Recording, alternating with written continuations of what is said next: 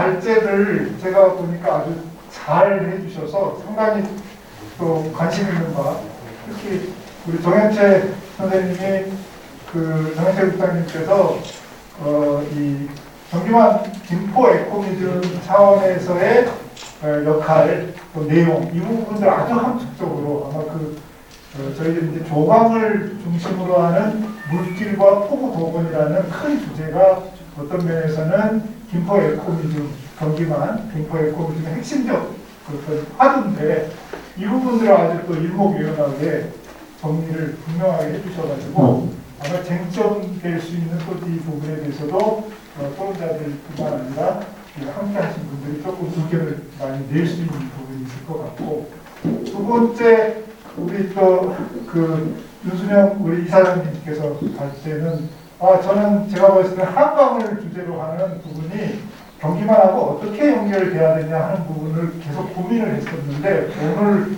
그 부분과 관련해서도 아주 핵심적인 결국 한강의 어떤 생태적 보전이 경기만의 보전이고 또 우리가 꿈꾸는 문화 역사뿐만 아니라 생태적 보전을 복원을 어떻게 해야 될 거냐 하는 어떤 측면까지도 이렇게 설명을 해주셔서 제가 보기에는 기대컨대 토론이 아주 잘 될 것 같고 중요한 과제들을 이렇게 발견을 해주실 수 있을 것 같습니다. 그래서 먼저 모셨던 세 분의 이렇게 논찬, 토론 논찬을 이렇게 듣도록 하겠습니다.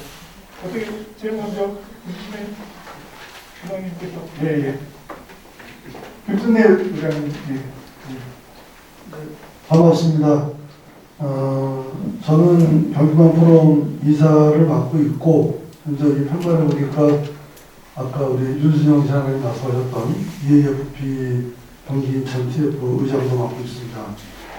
주로 강화에서 활동을 하고 있는데 사실은 집이 김포입니다. 강화에서 한 20년 가까이 활동하다가 여러 집안 사정 때문에 김포로 올라왔는데 김포에는 우리 윤 이사장님을 비롯한 많은 분들이 활동하고 있어서 김포 이런 집안이 거의 안 하고 있고 이제 발표하는데 일단 우리 정현채 부장님 발표하신 내용을 들으면서 너무 간단 명료해서 더 이상 첨삭하거나 제가 드릴 의견들이 별로 없는 것 같더라고요.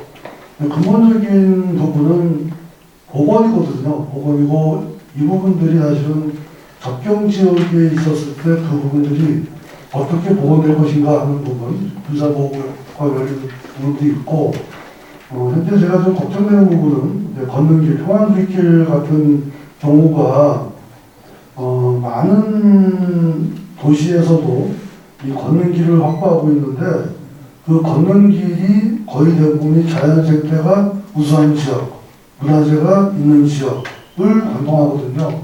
하다 보니까 마을을 지나가지 않는 경우가 많이 있습니다. 그래서 걸어가는 사람들이 마을에 주는 이익, 즉 지역에 주는 이익이 극히 적은 경우를 제가 많이 경험을 했었거든요.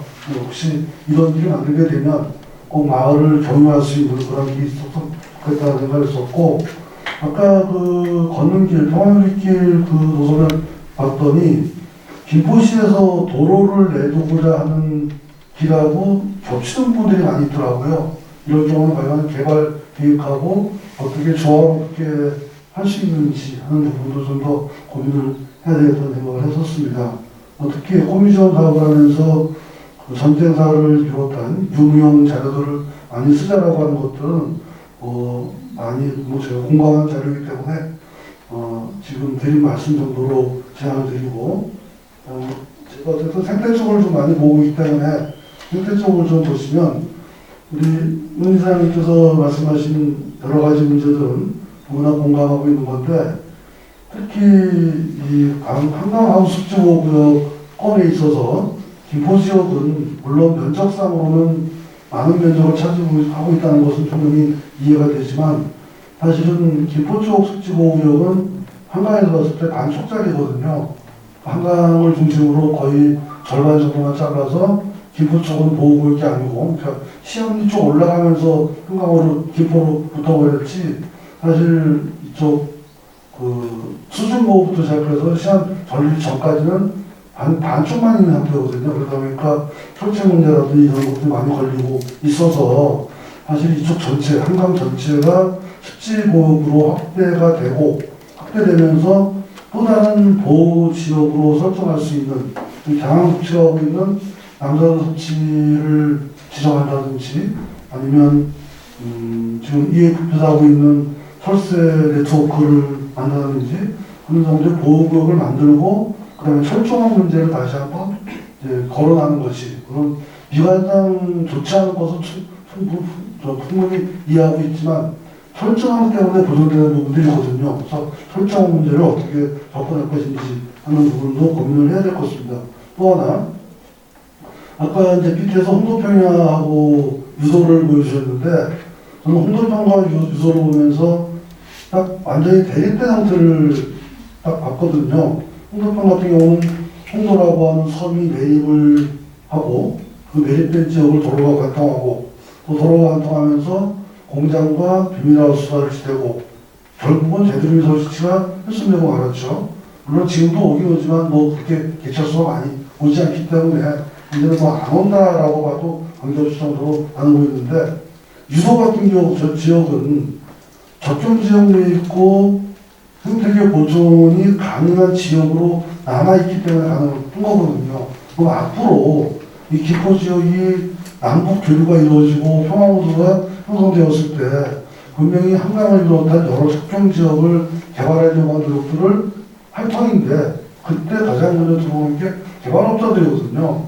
우리 생태나 문화 하시는 분들은 사실 그분들에 비해서 막을 힘이 거의 없다라고 볼 수밖에 없는데 지금부터 우리가 철저하게 자원조사하고 계획을 세워놓으면 나중에 저희가 할 말이 많은데 그런 게 없어서 지금 자원조사라든지 이런 부분들을 했으면 좋겠다. 예를 들어서 지금 파주에서 이루어지고 있는 보라산 문산 간의 고속도로 같은 경우도 자원조사가 안 돼 있다 보니까 국토부에서 그냥 마구 밀고 있거든요. 없다라고 싶죠. 우리는 그런 이제 어떤 전례를 받지 않았으면 좋겠다 하는 생각을 하고 있습니다.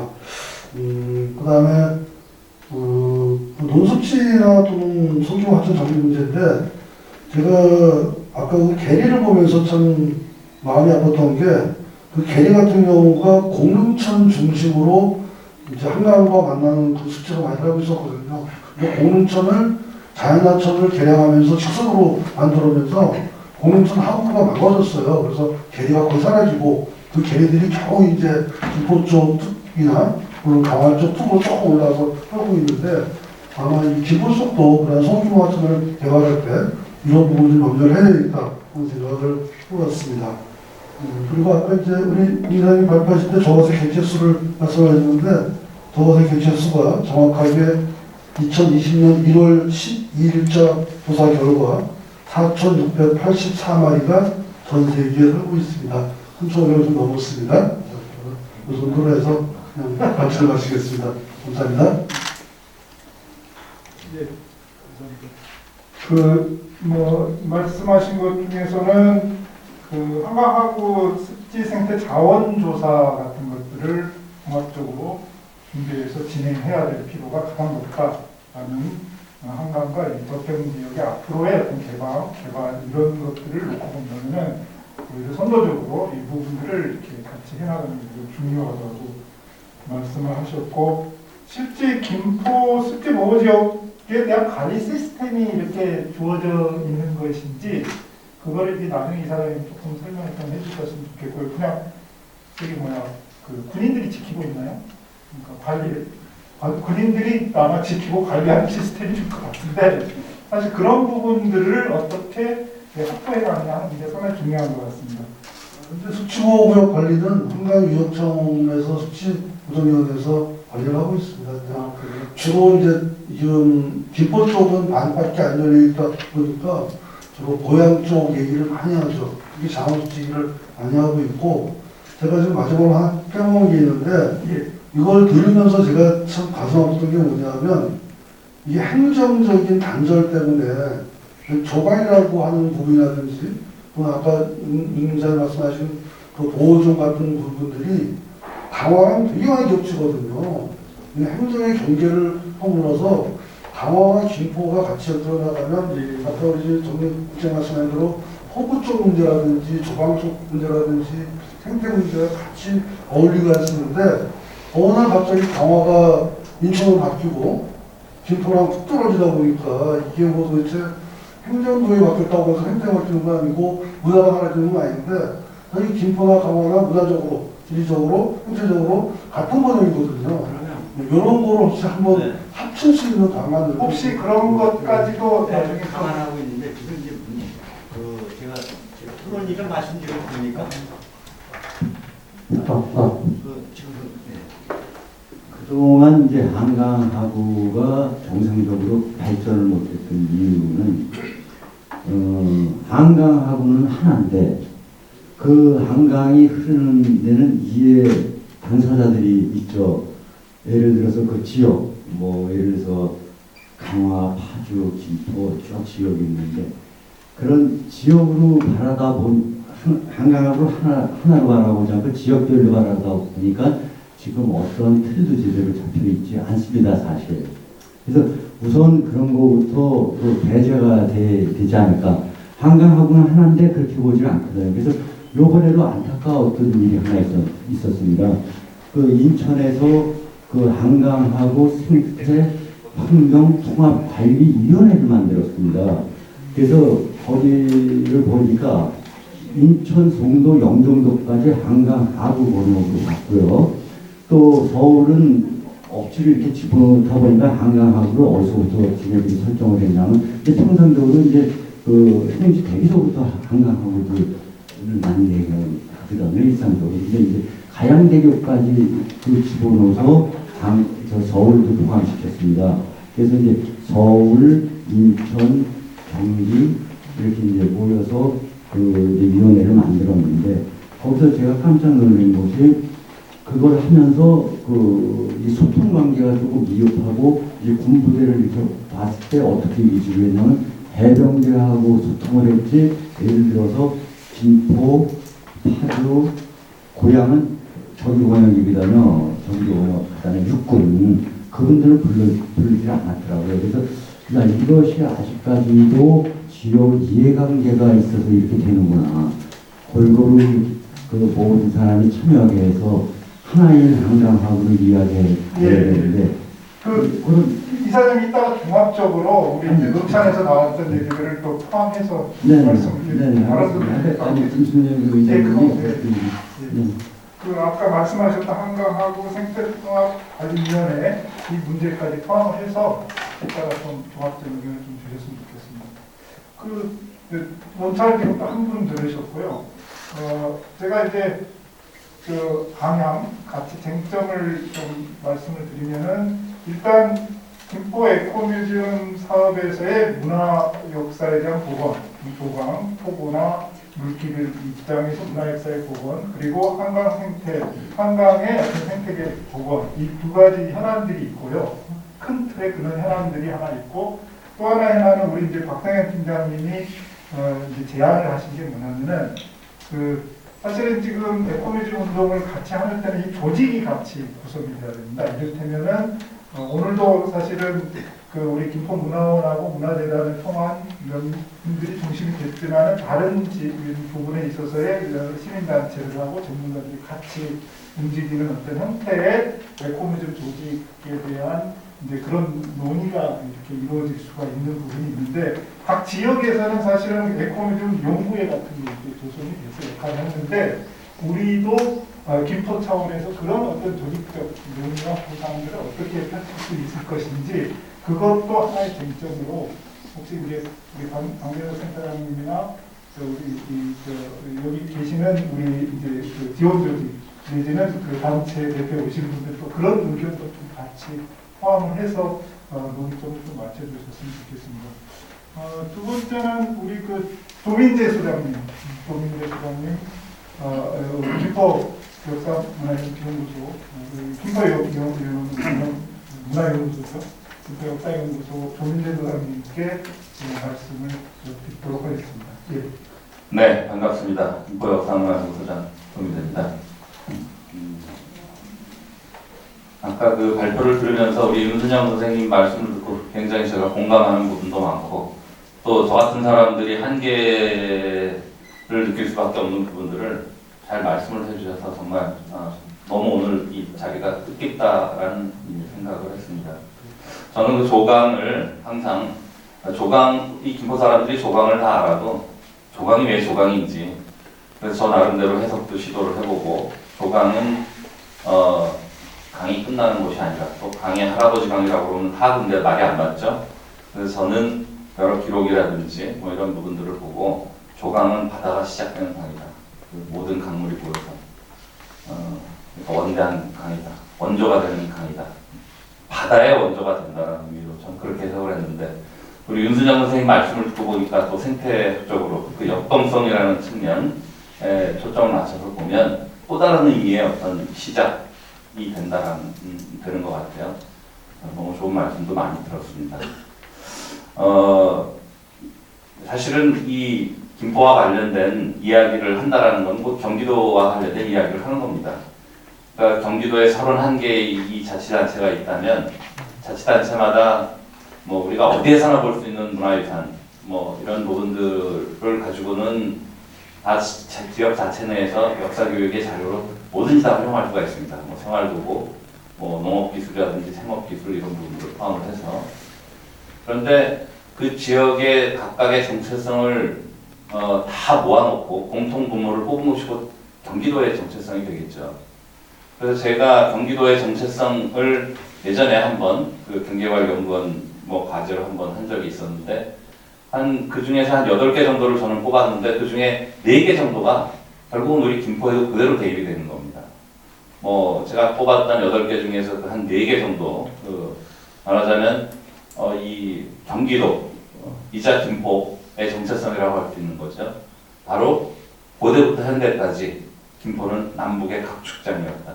한강과 임진강을 두고 아까 우리 정영철 국장님 말씀대로 치열한 전투가 벌어졌던 한강 하구가 그대로 오늘 오랜 시간이 지난 다음에 남북 분단 전쟁 이런 상황 그리고 또 어떤 기회가 되는 땅으로 되어 있다는 거죠. 또 한 가지는 근대 문물, 국제 교류, 근대 문물의 유입처다. 이런 부분들도 다 공감할 수 있는 부분들입니다. 거기에 따른 자주적인 국방, 외세에 대한 항전 이런 부분들이 경기도가 태생적으로 지닐 수밖에 없는 수도를 쌓고 있기 때문에 그런데 바로 김포, 곧 경기도의 정체성을 할 수 있겠죠. 또 한 가지는 바로 상공업의 발전입니다. 결국은 조은선이라는 것 때문에 통진과 김포가 과거에 이 조정으로부터 이 주목을 받을 수밖에 없었고 사실 이 조은이라는 제도 하나만 가지고도 뭐 오늘 포럼의 주제가 될 수도 있을 겁니다. 그것과 관련된 여러 에피소드. 또 이제 마지막으로는 왕릉이라는 것은 결국은 이 경기도의 범주를 원칙적으로 벗어날 수가 없었습니다. 김포는 또 장릉이라는 참 우여곡절 끝에 조성된 조선시대 그 장릉 스토리 또한 조선시대를 볼 수 있는 굉장히 중요한 이 창인데 세계문화유산으로 지정되어 있고 이 4가지 정도의 주제가 김포 사람뿐만 아니라 경기도의 정체성을 어떤 찾을 수 있는 것들이고 따라서 뭐 이 외부에서 김포를 찾는 사람들이 또 이 눈여겨볼 수 있는 것들인데 과연 김포는 이런 중요한 주제들에 대해서 얼마만큼 이 역사문화 자원을 발굴을 하고 연구를 해왔는가. 제가 요새 김포 역사문화연구소를 뭐 작년부터 김포에 와 있으면서 보는데 뭐 같이 깊이 논의할 사람도 없고 연구할 사람도 없고 자료를 충분히 보고 뭐 할 만큼의 이 공간이나 이 재정적인 이런 지원도 없고 참 여러모로 씁쓸한데요. 뭐 앞으로는 잘 되리라고 봅니다. 우리 문화재단 대표이사님도 새로 오셨고 예. 정혜선 선생님 말씀도 생각하시는 부분들은 뭐 저는 뭐 그동안 충분히 공감해 왔고 다만 이렇게 크게 말씀하신 것들을 제가 조금 더 세부적으로 이 보충적으로 설명을 드리자면 사실 이 포구라는 거, 이 포구는 우리가 지금 문화재단에서 발굴 조사한 포구가 11개인데 1910년 어간에 작성된 이 수산지라든지 조선 지지자료 이런 것들을 보면 뭐 김포 수산지 같은 경우는 김포 근데 그때는 김포와 통진이 나눠져 있을 테니까요. 오늘날 김포시의 영역은 과거의 김포와 통진이죠. 김포는 안동포를 비롯해서 하나, 그다음에 통진은 18개, 그래서 19개의 포구가 있었고 대동지지에는 더 많습니다. 조선 지지자료에는 김포는 8개, 그다음에 이 통진은 17개에서 전부 25개의 포구가 있었습니다. 우리가 지금 발굴 조사를 할 수 있는 한계가 뭐 있기도 한데 이런 것들과 관련된 과거 기록 속에서의 설화나 수설이 이런 부분들 충분히 우리가 마련을 해야 되고 아울러서 포구가 있다라는 거는 이 상공업과도 관련돼서 그 당시 김포 지역에 있었던 장시들, 뭐 오라리 같은 경우가 굉장히 사실 큰 데인데요. 뭐 그다음에 저쪽 어디야 오리정 있는 쪽, 또 전류리에서 시안리 쪽 이쪽에 그 장시들과도 관련돼 가지고 우리가 제대로 김포시에서 연구된 것이 거의 전무합니다. 이런 좀 아쉬움들이 있어서 이 부분에 좀 더 신경을 써야 되겠고 또 우리 윤순영 선생님 말씀대로 아까 독도를 말씀하셨는데 김포는 섬이 한 40여 개 있었습니다. 오늘날 김포에 섬이 뭐 유도 이 정도밖에 없지만 정현서 선생님이 말씀하신 그 자료에 있었던 고도라는 것이 곧 독도입니다. 외로울 고자 외로울 독자. 뿐만이 아니라 이 고도 옆으로 또 이 초평도라는 섬이 있었죠. 갈대를 채취했던 고려시대부터 관청에서 선공감이라는 이 관청에서 갈대를 찍었던 이런 것도 있고 그 옆으로 바로 또 그 이평도라는 섬도 있었고 그리고 나서 이제 박마을도가 있는 겁니다. 이렇게 김포에는 이런 섬뿐만이 아니라 사실은 섬 서자를 쓰는 것들도 많아요. 매산자 옆에 더블여자가 있는 그게 이제 섬 서자인데 뭐 저쪽 시안리 쪽에 돌고서 와서 그다음에 그 유도 옆에도 그런 자그마한 섬, 노고서라는 섬도 있고. 그래서 이런 저쪽 이 서해안 쪽과 이 조강 한강 유역 쪽으로 있는 이 섬 자리가 굉장히 많습니다. 아울러서 제가 뭐 누차이 말씀을 제가 드렸습니다. 그럼 고도와 독도 같은 섬인데 그 신증 동국여지 승남에 엄연히 그 강이 고도강이라고 나옵니다. 양화도 아래는 고도강이라고 부른다. 굴포천 이야기를 하면서. 근데 참 제가 이게 김포가 안타까운 게 이 한강은 동강 서강이라는 말을 우리가 쓰고요. 동강 서강이 합해져서 남한강으로 흘러 내려오다가 단양 사람들은 그 지역을 자기네 지역을 흐르는 강을 단양강이라고 하고 뭐 저쪽 그 양수리 지나서부터는 남양주 쪽에서는 미호강이라는 말을 예전에 썼습니다.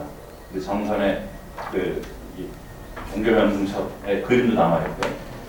그다음 넘어오면 금호강이라는 말을 우리가 쓰죠. 지금 동호대교 앞에 뭐 용산강, 마포강, 서강. 그런데 엄연히 신증 동구의 승남에 이 나오는 고도강, 즉 양화도 아래에 조강이 되기까지의 이 김포 통진 쪽으로 흐르는 강이 고도강인데 어떻게 이런 중요한 자료를 가지고 우리는 문화 콘텐츠를 만들지 못할까? 너무 아쉬운. 그 고도강은 바로 고도가 있기 때문에 고도강이죠. 오늘날 일산대교를 타고 건너가다 보면 오른쪽에 아까 윤순현 선생님 40여 호가 있었던 그 흔적이 아직도 눈으로 보입니다. 참 김포에는 좋은 자원들이 많은데 하여간 이런 콘텐츠를 또 문헌 자료를 통해서 그 원형 자료를 만들고 그걸 콘텐츠화하고 또 관광 상품화할 수 있는 것들 아쉬운 부분들이 많습니다. 사실 제가 뭐 시간 관계상 많은 말씀은 못 드리겠지만 우리 김춘래 선생님도 오늘 오셔서 너무 반가운 게 제가 오늘 가장 하고 싶었던 얘기가 바로 우리 잠깐 김춘래 선생님께서 말씀하신 얘기예요. 결국 이 경기만이라는 것은 어느 지역에 우리 지금 지방자치단체에 국한되는 게 아니죠. 이것과 이제 연관지어서 이 경계를 허물어야 된다, 자치단체. 그래서 김포는 뭐 오른쪽으로 보면 파주 고향이고 뒤쪽으로 보면 우리 강서구 서울 지역이고 그다음에 왼쪽으로는 인천광역시 뭐 더 쪼개자면 강화군이 있고 인천 서구가 있고 그다음에 계양구, 부평구가 있지 않습니까? 이것과 관련된 내용들이 김포의 역사문화 유적을 보더라도 결코 떨어질 수가 없습니다. 뭐 이를테면 문수산성 같은 경우는 강화도 통진현에서 통진부가 된 게 문수산성을 축조해서 되고, 문수산성을 축조한 이유는 강화도가 고장지처이기 때문에 강화도를 보호하기 위한 명목으로 문수산성이 축조가 된 거 아닙니까? 어떻게 이걸 뗄 수가 있겠습니까? 또 여러 가지 뭐 덕포진이라든지 구례도 이 맞은편에 있는 그 초진이라든지 광성보 뗄 수가 없죠. 뭐 더 세부적으로 보면 봉수도 마찬가지입니다. 우리 신중 동북의 중간에 김포의 봉수 지역이 나오는데 연결을 지어보면은 강화도 송악산, 오늘날 그 행궁 뒷산이죠, 북산. 거기서부터 통진 남산으로, 그다음에 이게 이제 김포의 북성산, 냉정산이죠, 정확히는. 그리고 해서 양천의 개화산으로 가고, 또 한 가지 공수는 대모산, 강화의 대모산에서부터 통진의 수안산, 오늘날은 범단이 되지만 범단의 백석산, 그리고 이제 부평의 축사산으로 이어집니다. 이런 자료들을 김포만 따로 떨어뜨려서 생각할 수 없다는 겁니다. 아울러서 조은선도 마찬가지입니다. 아까 말씀드렸던 도은제도로 볼 때도 염화를 지나서 우리 조강을 거쳐가지고 한강으로 올라가는데, 우리 연미정을, 저도 강화도 안내를 많이 했습니다만, 연미정을 가면은 그 경관이라든지 이런 것도 중요하지만, 연미정 자체가 굉장히 조음과도 관련이 되는 곳입니다. 차례 엄밀하게 나와 있는데, 조강을 거슬러 올라가는 그 배들은 연미정과 우리 전류리 앞에 있는 공상포에서 건물을 받게 됐습니다. 거기서, 네, 이것들을 이제 그 검사를 하고 한강으로 올려보내죠. 네. 이렇게 끝내야 되죠? 예. 네. 그래서 이러한 자료들을 좀 더 이 지역을 초월해서 살릴 수 있는 많은 자료들을 연결함으로 해야 된다. 또 한 가지는 이제 마지막으로 제가 말씀드리고 싶은 건, 결국은 이 에코 뮤지엄 사업이라는 거는 뭐 가장 키워드가 장소, 사람, 네트워크 아니겠습니까? 그래서 아까 우리 그 김갑군 선생님께서도 말씀을 하셨지만, 이 네트워크를 조성하는 데 좀 더 구체적이어야 된다. 일단 마을에 있는 마을 활동가들을 비용을 들여서 육성을 해야 된다. 그래서 자료를 발굴하고 유지하고, 그리고 끊임없는 네트워크가 형성되도록 해야 되는데, 이런 부분들에 이 재정적으로 충분히 좀 확보가 되면 좋겠다. 예, 감사합니다. 뭐 시간이 좀 더 드려야 되는데 하여간 뭐 기중한 말씀 감사드리고, 뭐 따로 정리하지는 않겠습니다. 저기 이 내용을 좀 우리 정영철 국장님 혹시 이게 조 소장님 얘기했던 내용들을 좀 받아서 나중에 좀 해주시고, 포구하고 물길 복원하는 거 이제 수산을 중심으로 복원을 해야 된다라는 입장을 하셨잖아요. 그래서 혹시 그 어민들의 어떤 조건과 지금 상황 어떤 건지도 나중에 좀 이렇게 포함을 해서 수산을 복원하는 경우 어민들이 가장 중요한 역할을, 아마 오늘도 오시기로 했는데 못 오셨죠. 그래서 그런 부분, 그리고 우리 조 소장님 얘기하셨던 그 네트워크를 어떻게 장소, 사람, 또 우리 지역적 자원을 연계시키는 네트워크를 어떻게 할 거냐 하는 부분도 또 현안으로 같이 또 의견을 나눠주셨으면 좋겠고, 그럼 이제 세 번째 마지막으로 우리 강계석 센터장님께 말씀 부탁드리겠습니다. 제가 드릴 말씀을 금방 조민주 소장이 조금 얘기를 한 바람에 약간 김이 새기는. 네, 뭐 평상시에 얘기를 많이 나누다 보니까 이제 그런 것 같고요. 개인적으로는 저는 정영철 국장님이나 윤세영 이사장님이나 20년 가까이 20년 넘어 이렇게 제가 보고 지내오는 사입니다. 그래서 그동안 이분들이 무슨 일을 하셨는지, 어떻게 지역에서 일을 해오셨는지가 저는 잘 알고 있습니다. 오늘 제가 드릴 말씀은 뭐 두 분이 하신 말씀이나 지금 김진래 회장님이나 김민재 소장님이 얘기하셨던 건 약간 전문적인 분야는 뭐 제가 논할 문제는 아닌 것 같습니다. 제가 드리고 싶은 말씀은 두 가지인데, 하나는 이 지금까지 이 중요하고 이런 영역들을 갖다가 일부 전문가의 영역으로 남아서 그분들만 일을 해왔다는 느낌을 갖다 지울 수 없습니다. 특히나 일부 전문가라고 말할 것도 없는 게 솔직하게 말하면 두 분입니다. 등포에서는. 그게 솔직한 말씀이라고 말씀을 드려야 될 것 같습니다. 그러니까 두 분이서, 한 사람은 역사문화에서, 한 사람은 생태에서 20년 이상을 끌어오신 거죠, 지금까지. 근데 이제 그런 것들이 정책적으로 지역에서 어느 정도 이제 정책 실현을 하는 단계로 나아가기 위해서는 두 가지 정도가 필요하다고 저는 봅니다. 제가 오늘 말씀드린 내용은 그쪽인 것 같고요. 제가 일하는 분야이기도 하고요. 하나는 금방 조민재 소장님 말씀하셨던 이 네트워크 문제입니다. 또 하나는 같은 네트워크지만은 정책적으로 시행을 할 수 있는 이 거버넌스 협치 네트워크가 이 두 가지가 필요하다고 생각합니다. 앞에 첫째 부분은 아까 김순례 회장님이 말씀하시는 도중에 그 평화누리길을 갖다가 가면서 마을에 들렸다가 나가도록 만들었으면 좋겠다. 저는 이런 얘기를 갖다가 그동안 깊어서 여러 번 했습니다. 근데 뭐 한 번도 되지는 않았는데 지금에서 들켜보면 김포는 지난 20년간 아주 개발의 강풍이 불었던 지역입니다. 뭐 대표적으로 한강 신도시가 있고요. 한강 신도시로 인해서 개발도 안 되고 있는데 개발의 환상과 기대를 가지고 있는 나머지 지역이 있습니다. 그래서 누구나 다 우리 동네가 개발될 거라고 생각을 합니다. 거기가 지금 여태까지 말씀드렸던 뭐 28개 포구가 됐든 25개 포구가 됐던 문수산이 됐던 어디가 됐든 다 개발될 거라고 생각하고 아파트가 될 거라고 생각합니다. 그러면 이러한 부분들을 갖다가 그분들한테 어떻게 그렇게 그것이 아니고 우리가 오늘 나눴던 얘기들이 가능히 또 설득할 것이냐 그리고 그분들한테 그러면 어떠한 다른 말로 직접적으로 얘기하면 크진 않더라도 어떤 이익이 들어갈 수 있도록 만들어야 되느냐라는 부분에서 우리가 고민을 해야 된다고 생각합니다. 지금 최근에 올해 작년 정부에서도 예를 들면 환경부에서 생태를 소재로 한 뭐 사회적 기업을 육성하는 뭐 그런 정책을 발표해서 현재 한 2개 정도의 사회적 기업이 활동하는 걸로 알고 있습니다. 제주도에 있는 손울곶 사회적 협동가 한 150여 명이 저원을 가입해 있고 실제로 활동하는 활동가들 한 30명 정도가 있는 걸로 알고 있습니다. 그러니까 그런 부분들이 지역 내에서 우리가 하고자 하는 바에 그 해당하는 지역 사람들과 어떻게 남의 일이 아니라 자기 일로 만들 것인가 하는 부분들에 대한 고민이 있어야 된다고 생각합니다.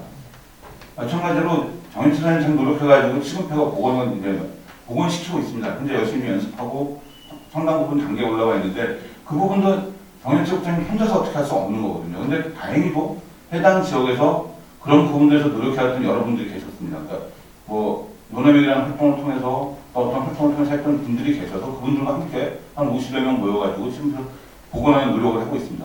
그런데 복원하는 것에서 끝나는 게 아니라 나중에 그분들이 그것을 통해서 해당 지역에서 어떻게 지역을 더 윤택하게 만들고 지역의 문화를 주민들과 함께 같이 만들어 나갈 것인가 이런 고민들을 할 수 있는 마을 활동가들과 함께 할 수 있는 부분들을 만들어야 된다고 생각합니다.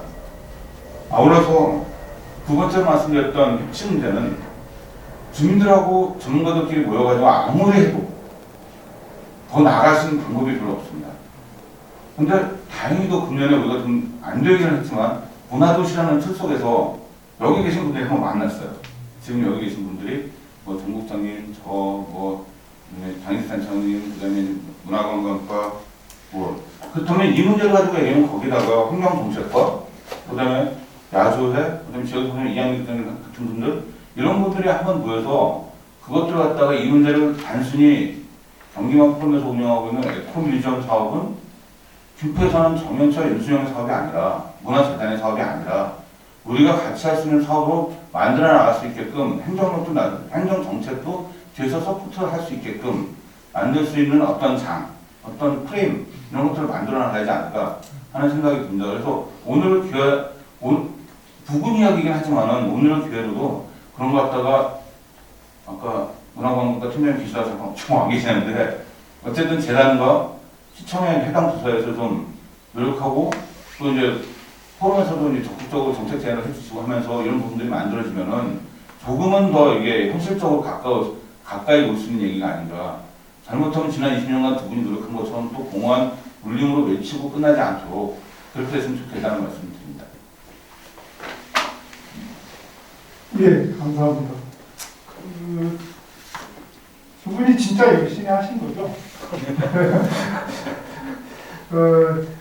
아마 이제 그런 맥락에서 이 자리가 앞서 이제 그 김포 문화도시라고 하는 그런 어떤 통합적 거버넌스 그런 틀이 이렇게 시작이 되었던 것처럼 우리 이 에코뮤즘 김포 에코뮤즘이라는 자리가 그러한 통합적 거버넌스의 어떤 틀로서의 같이 연계될 수 있는 그런 계기로 좀 삼을 수 있었으면 좋겠다는 생각이 들고, 그러니까 그 쟁점으로 얘기했던 두 가지 차원에 대한 내용을 우리 혹시 플로어에서 말씀을 좀 같이 의견을 주시고 또 질문도 좀 주시면 좋겠습니다. 예. 누가? 예, 우리 이걸 준비해 주신 우리 박정현 팀장님, 예. 네. 예. 네, 박승현입니다. 앞서 발제해주신 정현채 국장님, 또 윤준영 이사장님, 또 방금 말씀해주신 강재선 센터장님 통해서 저는 김포의 여러 가지 아주 속성으로 열심히 배우고 항상 그 큰 열정과 도움에 항상 감사드리면서 제가 같이 좀 많이 묻기도 하고 또 자주는 아니지만 그래도 기회가 되는 대로 여쭤보고 있는데요.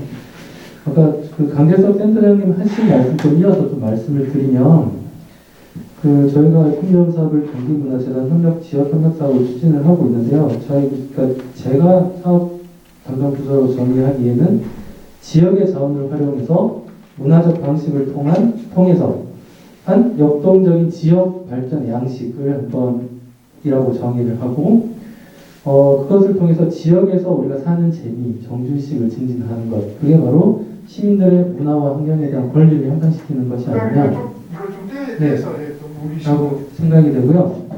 그래서 사실 가장 중요한 부분은 아까 말씀하신 쭉 이어서 그 활동하는 시민이라고 생각을 하거든요. 활동하는 시민들의 참여. 그러면 아까 누가 참여하느냐, 어떻게 참여하느냐에 대한 문제가 발생하는데요. 그 참여 과정에 대한 아주 세심한 기획과 설계가 좀 필요한 부분인 것 같습니다. 그래서 저희가 작년 연말부터 올해 이제 초반하고 코로나 사정 때문에 좀 많이 진행하지 못한 부분인데, 그 작년에 이제 여러 지역에 있는 우리 활동하시는 또 활동가들 또 기관들 분들 모여서 김포 에코뮤지엄 연구회를 추진해서 운영했습니다. 여러 이론들이 있지만 그 단계를 좀 생각을 해본다면 첫 번째 정보 제공의 단계, 협의의 단계, 공동의 의사 결정의 단계, 함께 행동하는 단계, 그러고 나와서 또 자기 의사를 또 표현하고 지원하는 단계라고 했을 때 작년부터 저희가 이제 해왔던 내용은 첫 번째, 이제 겨우 첫 발이라고 생각을 하거든요. 그러니까 정보 제공, 이런 관점과 이런 내용과 이런 프로젝트가 존재한다. 그리고 앞으로 이런 프로젝트에 같이 함께 관심을 가져보자 정도의 정보 제공이었고, 그리고 올해 앞으로 계속 추진하고자 하는 방향은 그런 정보 제공을 바탕으로 상호의 이슈를 협의를 하고, 그리고 우리가 어떤 공동의 의사 결정까지 하면 이루어 볼 수 있을까 하는 그런 과정을 좀 겪어야 되지 않나 생각이 되고요. 기본적으로는 참여자들이 연대와 소통, 중간에 그런다고 생각을 하는데, 사실 저희가 제일 못하는 게 있잖아요. 행정이나 저희 중간 지원조직에서 제일 못하는 게 두 가지가 있는 것 같습니다. 그 자발적 결사, 이타적 합리주의 이런 거 못 믿잖아요. 행정이 시민을 못 믿고 민간을 못 믿고 서로 불신하잖아요. 이런 거를 좀 속는 셈 치고 그냥 1년, 2년 정도는 서로 믿고 그냥 좀 하는 그런 좀 활동이 필요하지 않을까 하는 생각이 들고요. 또 하나는 또 행정뿐만 아니라 저희 중간 지원 조직도 아주 중요하게 필요하다고 생각되는데, 저희가 모든 일을 담당할 수는 없고 모든 걸 할 수는 없습니다. 그렇기 때문에 행위자나 참여자에 대해서 최대한 권한을 부여할 수 있는 부분들을 찾아서 권한을 부여해서 실행될 수 있게 하는 방법을 찾는 방식으로서의 그 정부의 수준을 생각을 해야 되지 않을까 하는데, 이게 결과론적인 가치나 우리가 어떤 걸 하자기보다는 과정론적인 가치인 거잖아요. 그런 과정론적에 대해서 우리 지역사회에서 어떻게 지금부터 동의를 이루어내고 프로세스를 만들어 가느냐에 대한 부분인데, 가장 큰 핵심은 다들 잘 현장에 계신 분들 잘 아시는 부분이지만 결국 이 시간이 필요한 부분인 거잖아요. 오랜 기간, 오래 갈 수 있는 방법을 오래 들여서 해야 되는데, 그럼 과연 행정이나 중간 지원 조직에서 이런 오래 들여가는 품에 대해서 얼마나 견디고 얼마나 이거를 또 인내하면서 또 할 수 있을까 하는 그런 거는 과제라고 생각이 듭니다. 이 아까 참여에 대한 부분, 제가 광고만 하나 드리면, 그 두 분 발제 이어 그 내용 중에 저는 이제 그렇게 생각하거든요. 저희 김포는 강에 기대서 살았던 삶을 지금 등지고 살고 있는 삶이다라고 생각이 되고요.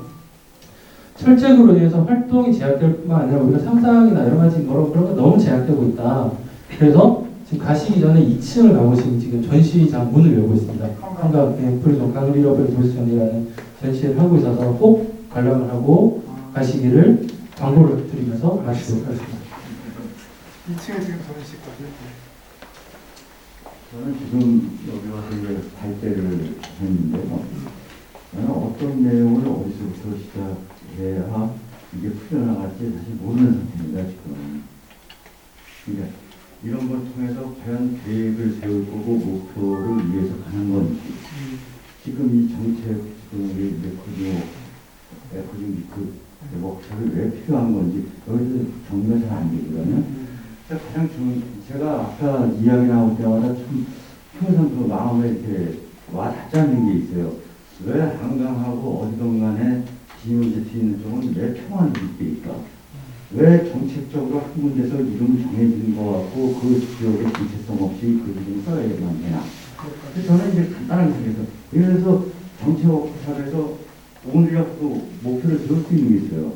예를 들어서 저 돌방구지 길 옆으로 걸어가면 그냥 돌방구지 길이에요. 그런 명칭을 정해주는데 지역 특징마다 아주 아름다운 이름들이 많습니다. 뭐 줄리길, 거기는 저새가 많이 나, 저새길, 문산성길, 뭐 저음날길 이렇게 되는데 지금 그런 거는 없고 그냥 기포 전체가 평화들길이에요.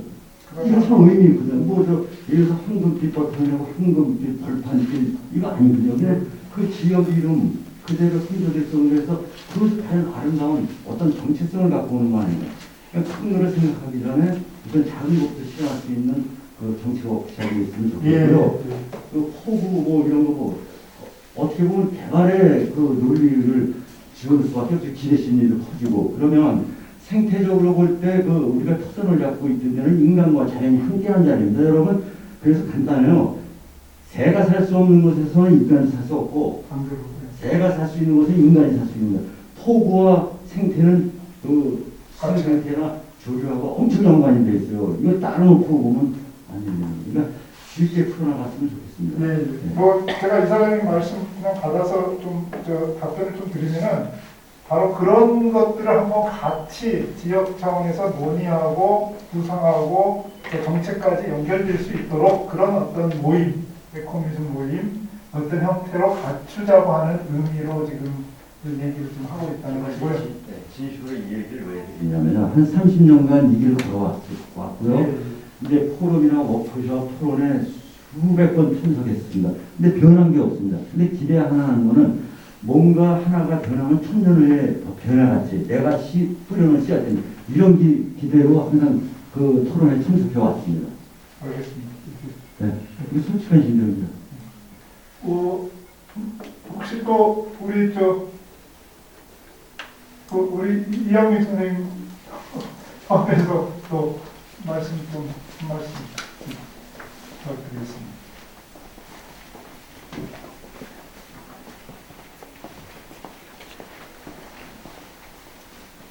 선생님들 말씀 잘 들었고요. 저는 김포에서 그 자연 생태에 대해서 아이들하고 오랫동안 그 체험 활동을 하던 사람이라서 그 관점에서 말씀을 드리면 옛말에 알아야 문장을 한다고 하는 이야기가 있잖아요. 그것처럼 가장 교육하기 좋다고 생각하는 그 대책이 아이들하고 초등학생, 중학생 그 정도까지 제일 좋다고 이야기를 하는데 생각보다 어른들도 되게 좋아하시거든요. 이렇게 같이 만나서 자연 이야기하고 같이 이제 경험을 공유하면 의외로 굉장히 좀 좋아하시는 분들이 또 어른들이 더 좋아하시는 분들도 많더라고요. 근데 이제 그런 것들도 그냥 단순한 관심에서가 아니라 왜 내가 김포에 사는데 김포가 왜 좋다고 하는지 아니면 저 자연이 왜 좋다고 하는지 각자의 그 가치를 알 수 있도록 그런 교육 활동이 좀 많이 늘어났으면 좋겠고요.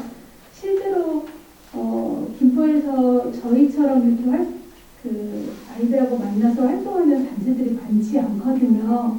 근데 이제 이런 단체들이 좀 활성화가 되려면 교육하는 선생님들이 좀 많이 늘어날 수 있도록 그런 정책적 지원이나 이런 것들이 좀 실제로 필요한 것 같아요. 근데 이제 아직은 김포가 워낙에 아까 말씀하신 것처럼 개발을 중점으로 하는 곳이었기 때문에 이제 이런 쪽에는 이제 조금 관심이 좀 덜 했던 것 같아서 좀 아쉬운 면이 있고 시간이 1년, 2년 이렇게 갈수록 계속 없어지는 시간이기 때문에 그런 시간들을 좀 허투루 흘려보내지 않는 그런 그런 계획이 좀 명확하게 있었으면 좋겠다는 생각이 듭니다. 네, 감사합니다. 우리 또 저 도시재생 센터장님 센터장님 말씀 부탁드립니다. 생태나 역사 분야는 전문가분들이 너무 잘 알고 제가 이제 업무 관련이 있고 또 제 평소 생각이나 이야기할 수 있는 건 이제 네트워크나 어떤 힘든 거버넌스를 어떻게 이룰 것인가라는 부분인 것 같은데 사실 에코뮤지엄이나 도시재생이나 아주 굉장히 비슷한 부분이 뭐냐면 접근하기가 되게 어렵다는 거예요. 그러니까 저 옆집은 아파트가 10억이 올랐어. 어떻게 그럴 수 있어? 하지만 자기 집은 10억이 오르길 바라거든요. 그러니까 뭔가 이런 경제 논리가 지금 만연해 있는 이 중에 에코뮤지엄이랄지 도시재생이 이런 뭐 개발 어떤 이익이라나 개인적인 어떤 이익이 결합되지 않으면 상당히 힘들다라는 것 때문에 접근을 하죠. 그래서 예를 들어 뭐 에코뮤지엄이나 이런 거를 해서 뭐 이렇게 뭐 건등길 만들어서 관광지화라는 말을 하는데 사실은 굉장히 왜곡되거나 변질된 우려가 커서 그런 접근 방식이 굉장히 조심스럽습니다. 그리고 도시재생도 마찬가지거든요. 도시재생을 함으로 해서 뭔가 이익이 생길 것 같이 이야기하지만 이익은 없는 거예요. 하지만 이제 그 주민들은 뭔가 도시재생을 하면 뭔가 바뀌지 않을까? 뭔가 집값이 올라가지 않을까라는 사실 그런 이익에 대한 심리가 좀 있기 때문에 굉장히 애매하고 힘든 부분이라고 생각을 하는 게 일단 먼저 전제로 말씀드리고요. 사실은 이제 저는 아까 팀장님 말씀하셨지만 지역 자원을 활용해서 이제 한다라는 부분이 굉장히 중요하지만 저는 지역 역량을 강화한다는 부분도 굉장히 중요하다는 생각을 해요. 그러면 이 에코뮤지엄 관련해서 어떻게 지역 역량을 강화할 것인가라는 부분은 실제적으로 굉장히 이제 구체적으로 할 수 있는 실무적 차원에서는 분명히 가능할 것 같고요. 근데 그 접근 지점을 좀 쉽게 대중적으로 천천히 해나갔으면 좋겠다라는 거예요. 뭐 예를 들어 뭐 자연학교 선생님, 교장 선생님도 계시지만 뭐 먹이주기 활동이라든가 프로그램 그리고 이런 뭐 관심을 제거할 수 있는 여러 가지 대중적인 프로그램이 굉장히 많을 거라고 보고 그런 프로그램을 이제 기획을 하는데 그 기획을 늘 해왔던 우리가 하면 또 늘 안 오시겠죠 사람들이. 그래서 뭔가를 좀 그것들을 뭐 이렇게 약간 좀 핫하게 할 수 있는 좀 관심을 제고하고 좀 이렇게 사람들이 재밌게 그러니까 대규모로 말고 소규모로 여러 번 이렇게 할 수 있는 어떤 프로그램을 좀 발굴하고 이런 노력들을 해야 되지 않을까? 그런 걸 누가 어떻게 할 거냐라는 부분이 부딪히잖아요. 근데 여기서 사실 오늘 논점 중에 하나가 이제 이 네트워킹을 해서 그것들을 좀 같이 좀 끌고 나가보자라는 것인데 이제 그런 것들을 서로 기획하고 알고 있는 어떤 그 자원들을 활용하면 되지 않을까라는 생각이 들고 사실 대전제는 다 동의한다고 봐요. 동의하는데 이것들은 누가 제안을 어떻게 할 거냐의 문제이고 시간의 문제인 거지 다 어떤 대전제는 동의할 거라고 보고 네 마치겠습니다. 예, 감사합니다. 이제 저희가 이제 에코뮤지엄 모임에 대한 서로의 구상들을 고민하는 것도 저 센터장님 말씀하셨던 그 지역 역량 강화 차원이라고 봐요. 그리고 제가 일전에 우리 문화원에서 김포문화원에서 아마 김포 역사문화교육 그 해설사 양성교육 같은 걸 하더라고요. 그러니까 이런 것들을 이를테면은 좀 기관들이 또 단체들이 에코뮤지엄의 교육적 개념이 상당히 통합적이거든요. 생태, 문화, 역사, 그 다음에 개발까지, 거기 관광까지 이렇게 통합적 교육을 할 수 있다는 말씀입니다. 그런 차원에서 한번 같이 그거를 김포에서 그 모임이 내지는 문화 조직이 같이 이렇게 하는 것도 하나의 역량 강화에 가장 중요한. 네, 거기 좀 못 붙이자면 사실은 그런 것들이 하나의 지역을 바꿔내는 데 굉장히 기반이 되거든요. 그렇게 그런 과정을 거친 분들이 뭔가 조직을 만들어서 그 마을이나 지역을 지켜내고 또 재생산해내고 이런 활동들을 할 사례는 무지하게 많잖아요. 그래서 그런 것들을 좀 진행했으면 하는 바람이 또 있습니다. 예, 우리 저 실장님 우리 미술 제가 소감을 잘 몰라서 그 말씀 좀 부탁드립니다.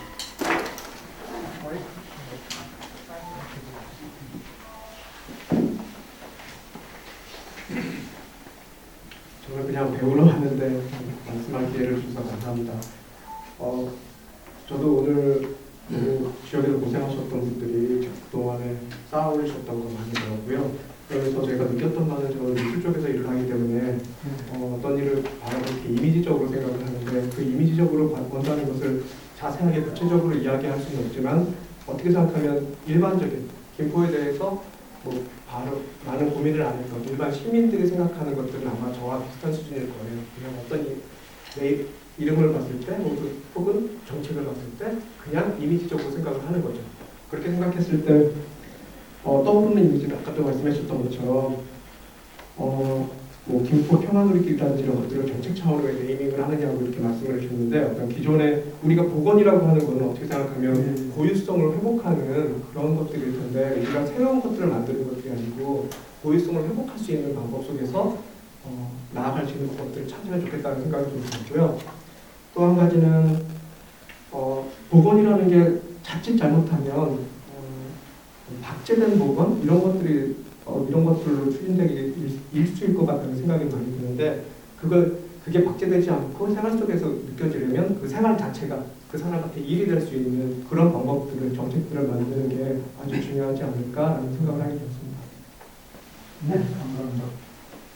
우리 대표님, 정관 대표님 혹시 나중에 대표이사님 우리 그러면 대표자님 말씀. 네. 사실 제가 지금 다음 약속이 좀 있긴 한데요. 그래서 좀 다 듣고 한번 그러려고 했었던 말씀이고요. 제가 첨언할 수 있는 뭐 특별한 상황은 아닌데 일반적인 제가 화성시에서도 제부도 에코뮤지엄 사업에 제가 담당자로 있었습니다만 그냥 거시적인 얘기만 드리면 이 에코뮤지엄 정책이라는 하나의 네이밍 아까 얘기도 지적을 하셨는데 어떤 사업이든 대부분의 공감대가 얼마만큼 이루어지느냐가 진행이 되잖아요. 그러니까 이게 소수만 주장한다고 이루어지면 어렵기 때문에 공동화 작업을 하기 위한 하나의 큰 사이트는 필요할 거다. 거기에 작은 신체적인 우리의 그 역사적 사실이나 이런 것들은 이제 그 이후에 같이 명명할 수도 있지 않는가 하는 생각을 좀 가져볼 필요가 있고요. 여러 가지 얘기를 하게 되면 어차피 메시지 전달이 어렵다라는 생각을 갖고 있습니다. 그리고 두 번째로 갖고 생각하고 있는 것은 항상 문제인데 개발이냐, 복원이냐, 보전이냐는 문제가 있어요. 근데 사실 지금 천책이라는 걸 통해서 어떻게 보면 일부는 보전되고 있을 겁니다.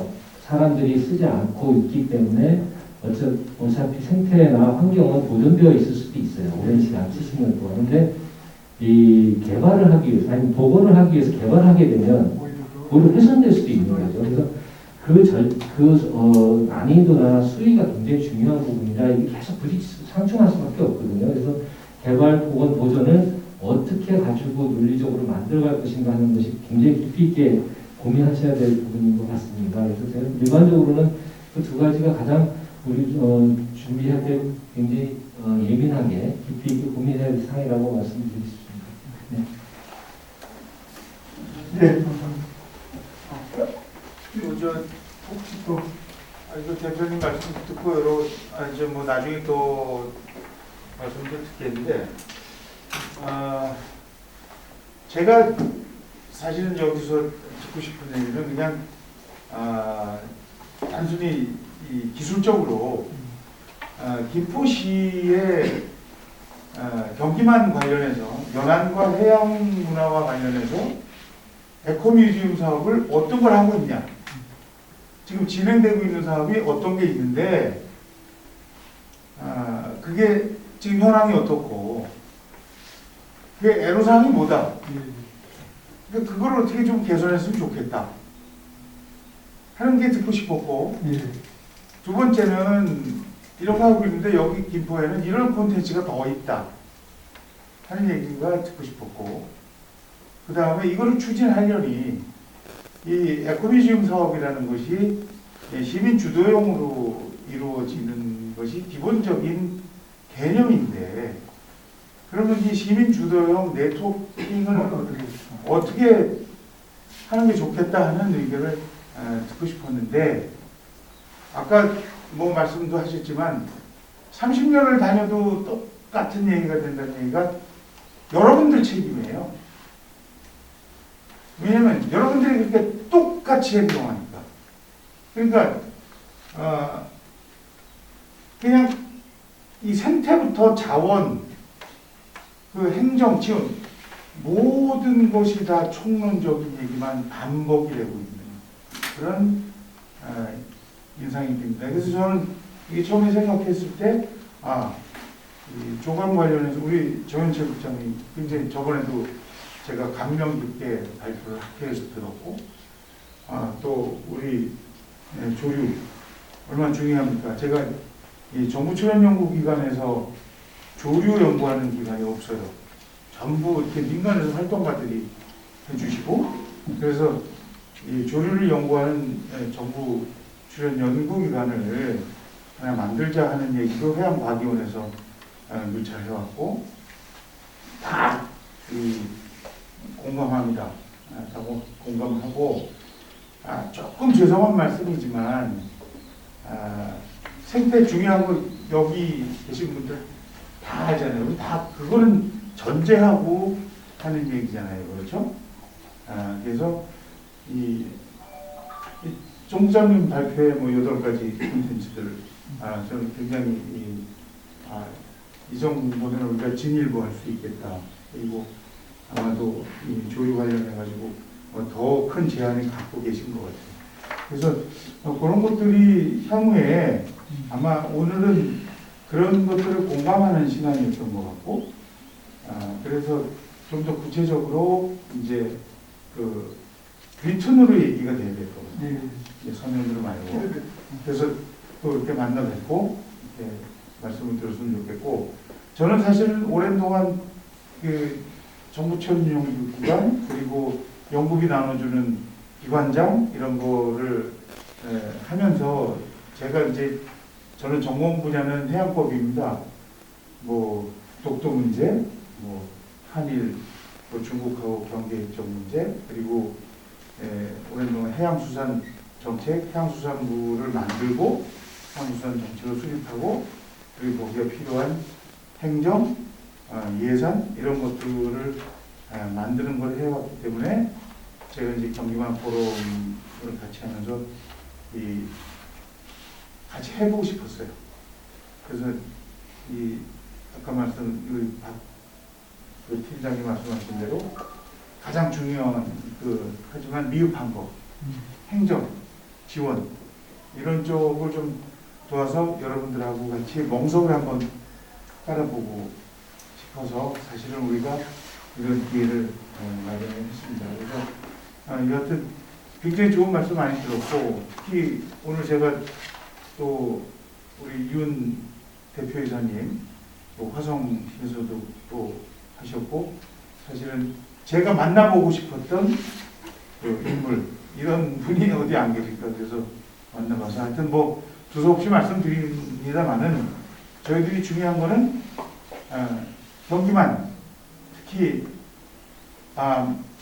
수계로 얘기하면은 유격하고 다 해양이 연계돼서 다 관련성이 있지만 그러다 보면 이게 너무 브로드하게 퍼지니까 그러니까 조금 집중하는 의미에서 해양, 연안, 도서 그러니까 연안 특히 어촌사회 포구도 말씀하셨지만 어촌사회 중심의 문화 에코뮤지엄 사업, 해양문화 에코뮤지엄 사업에 관한 집중적인 앞으로의 이 사업 추진, 콘텐츠 개발 그리고 고영역에 관련된 시민사회 네트워크. 그래서 이 시민사회 네트워킹을 하는 데 있어서 활동가를 해양 쪽을 알 수 있게 활동가 발굴해서 저희들이 이 지식을 전달하고 그리고 여러분들이 생각하는 활동 방향을 좀 같이 엮어서 방향을 제시하고 거기에 전문가들이 동원이 돼서 시티즌 사이언스 개념을 동원해서 여러분들이 지금 조류협회 같은 경우에 아마 굉장히 전문적으로 아마 조사 모니터링도 하고 지원도 하고 그러실 것 같아요. 그래서 그런 것들을 좀 경기만 포럼이 주도적으로 지원을 해드리겠다. 근데 경기만 포럼은 어떻게 지원을 하냐?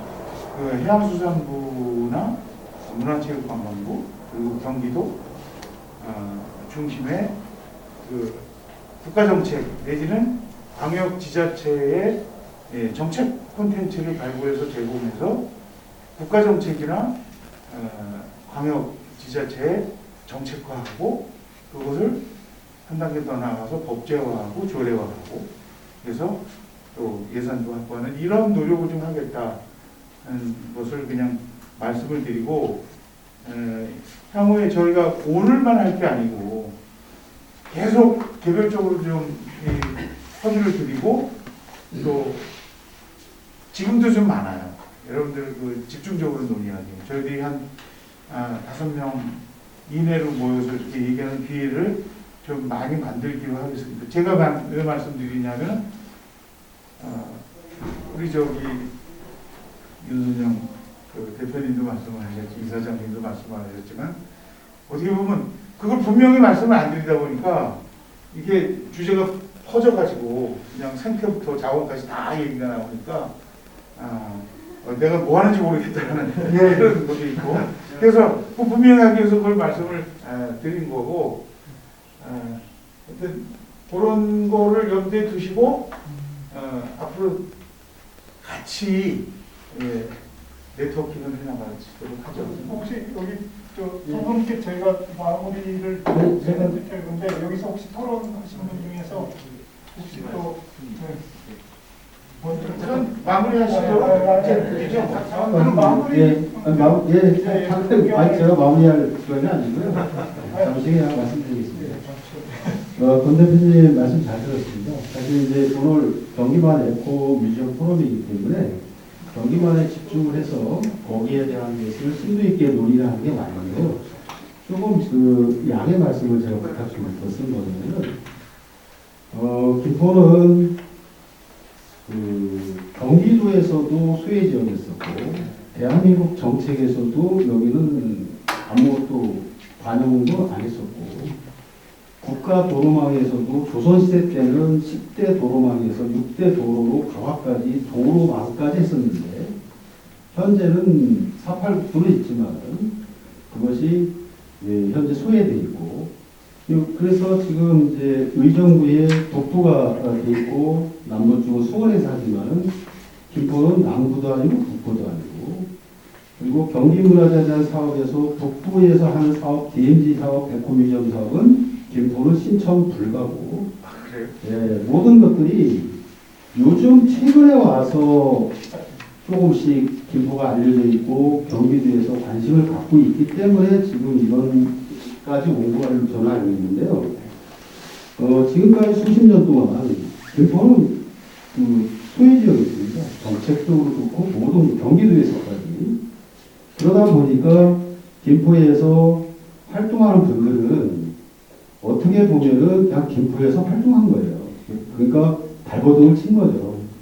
행정적으로 본다고 하면은 경기도나 국가에서 그렇게 정책적 관심 이런 게 없다 보니까 공무원들 탓만 할 수가 없는 거예요. 보면은. 그래서 그런 것들이 지금까지 있었고, 그리고 이 에코뮤지엄 사업은 제가 알기로는 이제 평택, 키움, 화성에서 올해 이제 김포에서 시작되는 지금 사실은 이제 이 김포에서 첫 걸음을 어떻게 뛸 거냐 요 단계에 있습니다. 그래서 이미 3, 4년 해왔으면은 대표님께서 말씀하신 그동안의 문제점과 앞으로 갈 방향을 여기서 심도 있게 얘기를 했었어야 되는데 이제 어떻게 시작할 거냐. 이제 단체들하고 이렇게 박 팀장이 만나고 이렇게 해왔지만 방향성을 잡아가지고 우리는 좀 늦더라도 방향성을 정확히 잡아서 하나라도 제대로 좀 갔으면 좋겠다. 그런 차원이기 때문에 좀 이해 좀 해주시고요.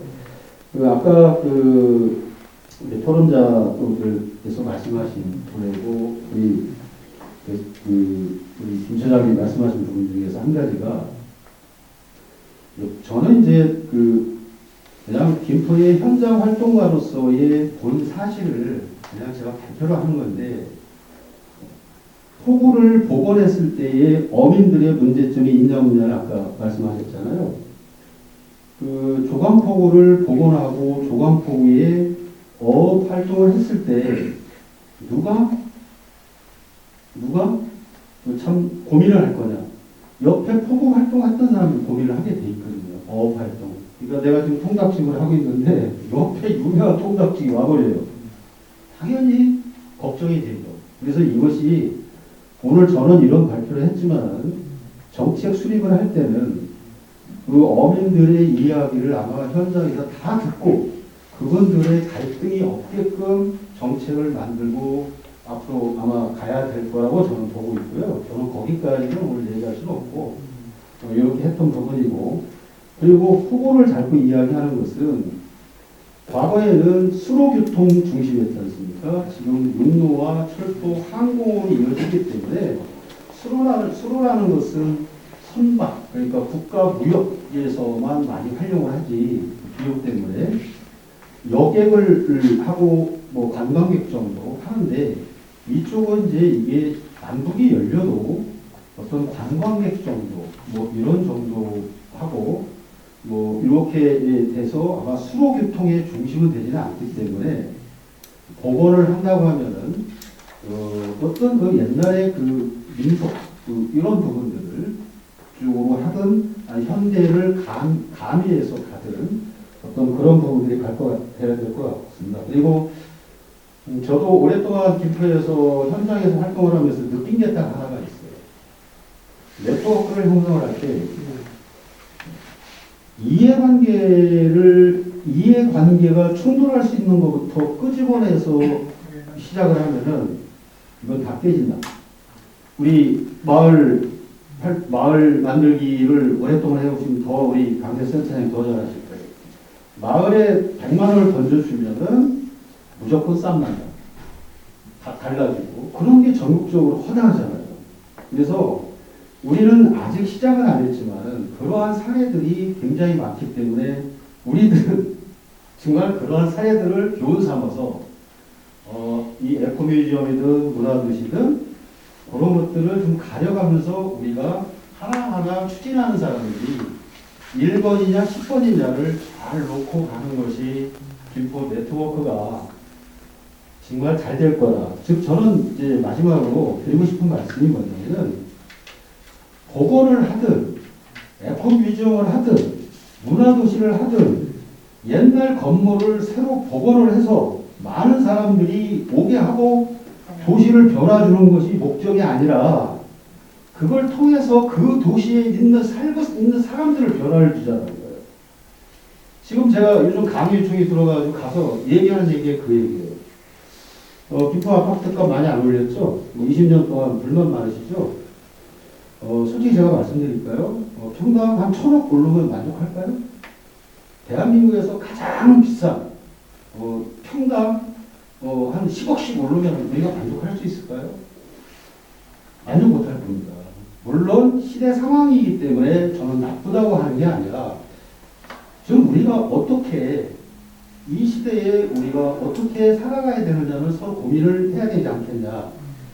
사실은 대한민국 망하는 길이죠. 망하는 길인데 아마 뭐 이게 경제 논리에 의하면 이게 계속 올라가지는 않을 거라고 보고 있는데 저는 그게 문제가 아니라 토구를 복원을 하든 에코뮤지엄을 하든 미래 자원으로 가든 뭐로 가든지 간에 그 시대에 거기에 살고 있는 사람들이 그걸 통해서 우리가 변화해가는 사람이 변화해가는 그래야 도시가 변화해가는 사람이 아까 윤 원장님은 하늘을 조사한 사람이고 저는 땅만 조사했어요. 저보다 높으십니다. 그래서 저는 말씀하신 대로 그런 가치를 사람과 같이 공존할 수 있게 우리가 어떻게 살아갈 수 있느냐가 저는 목적이라고 보고요. 다른 것은 그냥 수단이라고 보고 있습니다. 이사님. 네, 알겠습니다. 감사의 말씀이고요. 아니 제가 이사님 마무리 네. 오늘 사실 제가 자성의 시간을 갖게 됐어요. 조금 전에 우리 생일 대표님께서 우리가 아무리 열심히 했지만 항상 똑같이 행동한다. 이런 사실. 거기서 근데 조금 이제 변명도 또 하고 싶습니다. 행정이 결국 또 그 똑같은 행동을 하는 사람을 봐주지 않았다.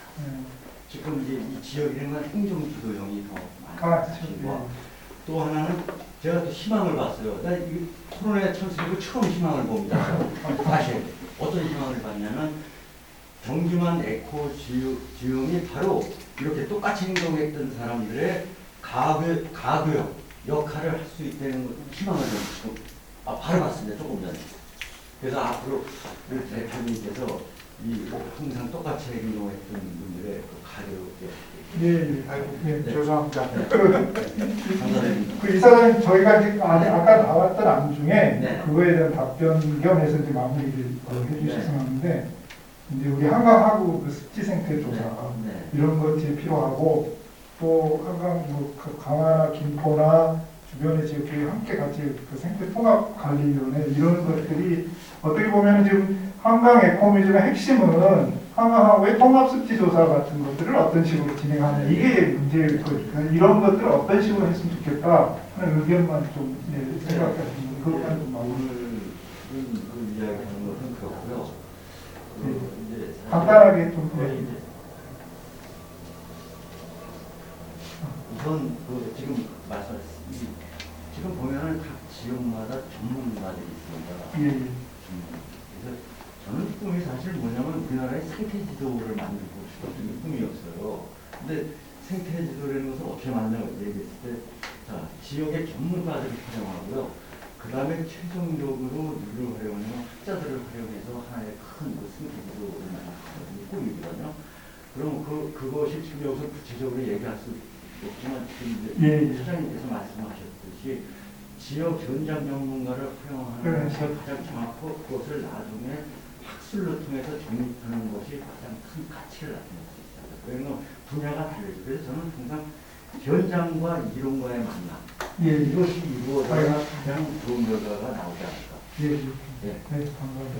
지금 잠시만요. 지금 이 광고를 좀 드려야 될 것 같은데 이 기사님 그거만 또 빼고 말씀하시는 것 같아가지고 그 이제 경기만 포럼에 좀 안내를 드리고 좀 광고를 드려야 되는데 그 지금 한국 야생교류보호협회에서 한강하고 콜로키움을 계속 통합적으로 통합 고양파주로 영입고 연대해서 지금 계속 진행을 해오시고 계시거든요. 그걸 활동들 계속 좀 같이 의논해 주시면서 그렇게 하는 그 부분이 지금 그 말씀이죠. 그리고 우리 마지막으로 우리 문화재단에서 김민경 선생님 와 계세요. 혹시 전체에 대해서 또 한 말씀 그래도.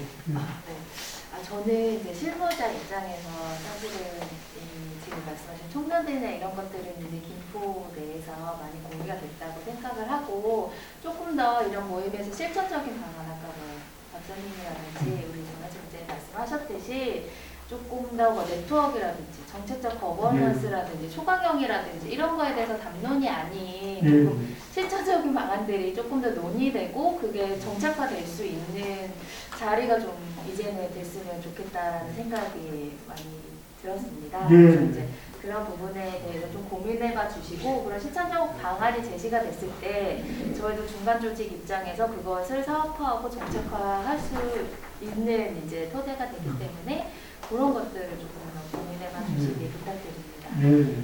아마 이제 그 내용을 우리 이제 정현채 국장님 말씀해 주신 것 같아요. 지금 사실은 김포 에코미즘 형태는 그 기본 계획을 지난번 수립을 하겠다라는 맥락에서 또 이런 거버넌스를 같이 운영을 하고 흐름을 같이 가져서 이제 에코미즘에 대한 카드를 내놓는 이런 방식으로 가겠다라고 하는 게 지금 시점인 것 같습니다. 뭐 시간을 조금 10분 정도 오버가 됐는데 어쨌든 저희들이 앞서 제가 말씀드린 대로 오늘의 같은 모임을 통해서 김포 에코미즘의 어떤 새로운 이런 흐름들이 정리가 돼서 나에게 쓸 수 있도록 이렇게 하는 계기가 되었으면 좋겠습니다. 오늘 함께 해주신 분 감사드리고 박수로서 이렇게 수고하셨습니다.